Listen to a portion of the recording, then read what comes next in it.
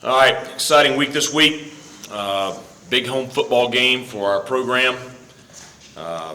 It's always exciting when you get to conference play, and certainly being a member of the American Conference. You know what kind of league we play in, the quality of the teams in our league, and so to start off with one at home, I think is certainly a big plus for us.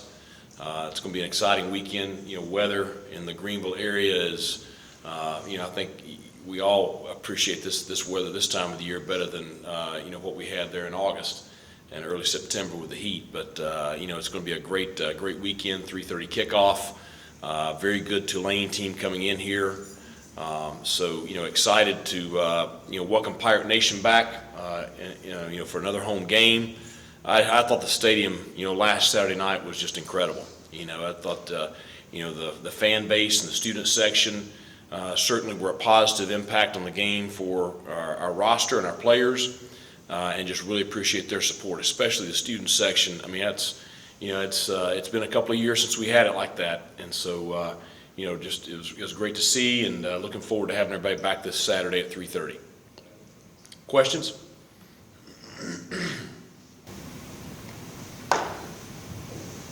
Coach, I know you have a lot of respect for Willie Fritz, Tulane. Just when you turn on the tape for them, what stands out the most right away? Well, I think you see, Coach Fritz's fingerprints everywhere on the program. Whether it's offense, defense, or special teams, I think you see a very physical football team. That's the biggest thing that stands out. When you watch their offensive line, the way they play, Coach and I have a very similar philosophy on how the game should be played, and I think it's just very obvious, watching them. Just seeing his philosophy there. So I think the physicality is the big thing that stands out. Certainly they have talented players. Quarterback's a great player, but that's the first thing that pops. With the quarterback in maybe a lot of facets, when you look at last year's game at all and drawn any of that, some of the success they had right. last year? Well, yeah, I think that makes sense to look at it. We have looked at it in detail. I think you look at the sampling from the first 4 games this year, and then you look at the stuff they did last year, because it is the same quarterback. It's a different coordinator, but it's still same head coach, same philosophy, and the same quarterback. So, they're going to look at the things they did well against us last year. We're going to look at the things that, we struggled with last year as we're putting together our game plan and kind of mesh that with what we've seen from the first 4 ball games. Coach, you can talk about your punter a little bit. Punter of the week this week for the Ray Guy Award. Obviously, you don't want your punter of the week to be the punter of the week, right? But he was, and just talk about his, the way he delivers. When you need one inside the 20, when you need a boomer, I mean, he's able to do both of those.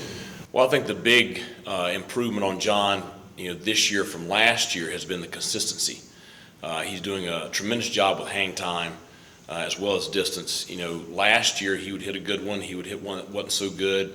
He would hit one with great distance. It wouldn't have great hang time. He was just very inconsistent. He worked very, very hard in the off season, and that hard work is showing. His punts are all 4+ hang time, and with the play of our gunners, Josiah Hatfield's the one that really stood out the other night. It's really forcing a lot of fair catches. And then, you look at the last punt of the ball game, in that situation, I wanted to make sure we were sound in protection, so we stayed in a base punt formation so we would make sure that the kick was protected. But I really just told him, I said, this is where we need the ball. And, he was able to put it right where we needed it, Josiah downed it on the 2-yard line, which created a long field, and really set up the ending of the ball game. So you're doing a great job. I think that, you're going to see two of the best punters in the league, this week. Tulane's punter is one of the top punters in the country. So you're going to see 2 of the better specialists that there are this weekend. Coach, Tulane's a team that has played a couple of ranked opponents already. They played well on the road for the most part. This sets up as a interesting matchup. Talk about your points of emphasis as you enter this week's ball game.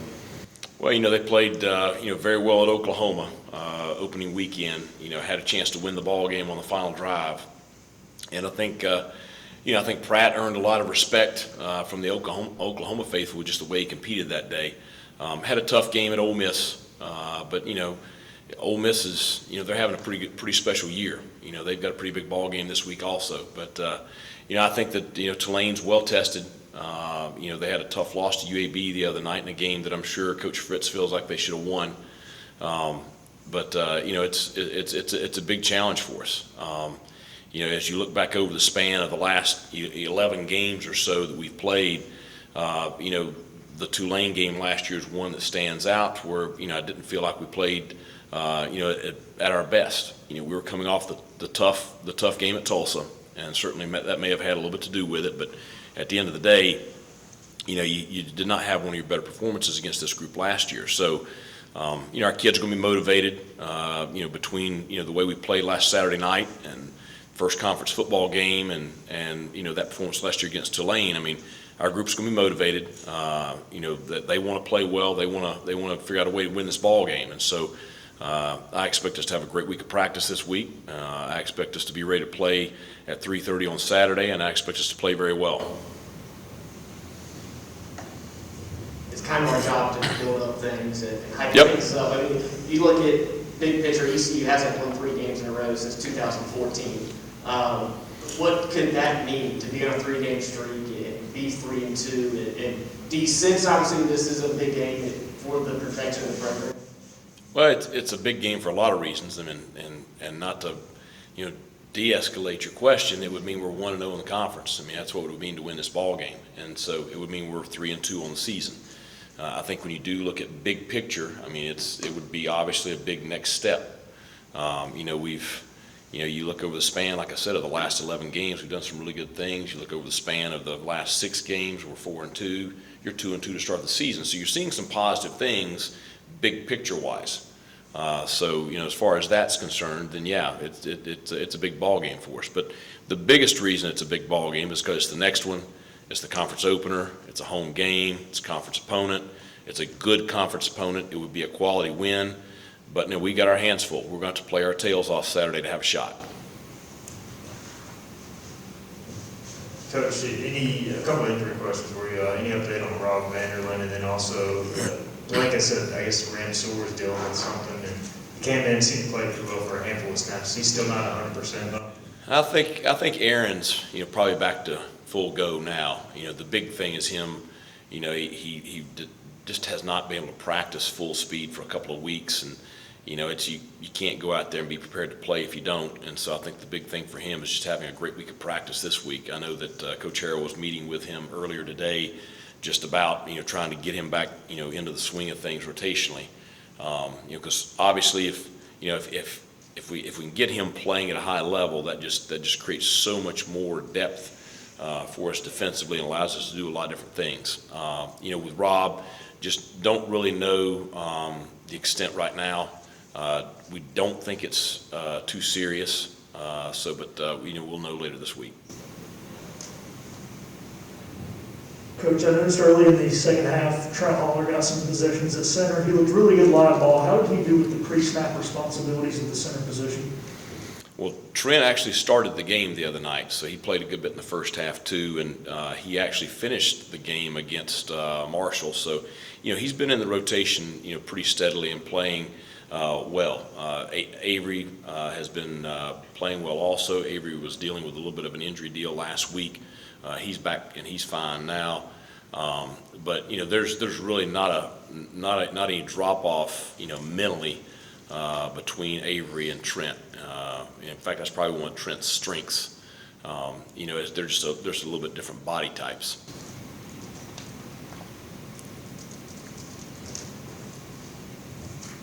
Keaton's been able to bust off some big runs. We maybe haven't seen that Rajay game that we saw so often last year. Is he frustrated at all by that? And then what do you think maybe it takes to get him going in those games? Well, I think they're both pushing themselves to play a little bit better. Keaton has popped a couple of big plays. I think one of them has 45 carries, the other one has 43 carries. We're splitting reps with them, so they're both getting pretty equal touches, which is what we want. We want them both fresh when they're in there. They both want to play better. Rajay obviously wants to be more productive, but Keaton does also, and I think that's that's something that's a big stress for us this week is, and I don't want them pushing, to the point that they're too much. It's a feel thing in the run game. Now, both of them, we want them, getting vertical, running behind their pads, doing all those things. But we really need to, continue to bring them along with that offensive line as far as seeing the cuts and making the cuts and being decisive. I think those are the big things. Anything else, Coach? 2 straight close games, 2 straight wins in those close games. Those very character-building wins. How do you think that'll help you down the stretch when it really matters most? Well, I think I'd rather win the close games than lose them. That's for sure. I mean, we've had our share of close losses in my first couple of years here, and so it was great to get a good road win at Marshall in a very tight, contested fourth quarter. I think if you're looking for a positive from last Saturday night, it's we did not play well. I'm not happy with the way we performed, but we found a way to win the ball game. And so you're obviously in a lot better space than you would be if you had lost that ball game. So I just think that, being in those late game situations, there's no substitute for experience. I don't care what kind of experience you're talking about. The more you're in situations and the more experience you get with them, the more comfortable that you are, in those situations as far as execution.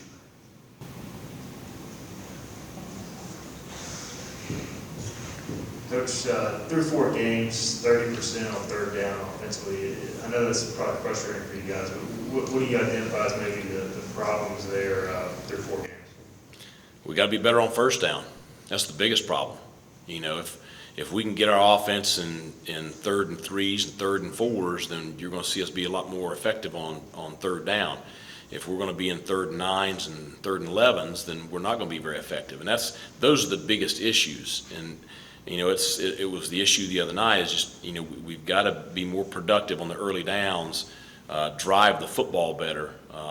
It's just, you can't continually get yourselves in 3rd and longs. Those are challenging situations for you offensively. It's what we try to do defensively. Our big thing on defense is, try to play well on 1st and 2nd down, get it to 3rd down and win 3rd down. But if you're sitting 3rd and 2 defensively all the time, you're going to struggle on 3rd down. So, that's the big thing, is just being more productive on the early downs. Any other questions for Coach? Thanks, Coach. Okay, thanks a lot, guys. Appreciate it.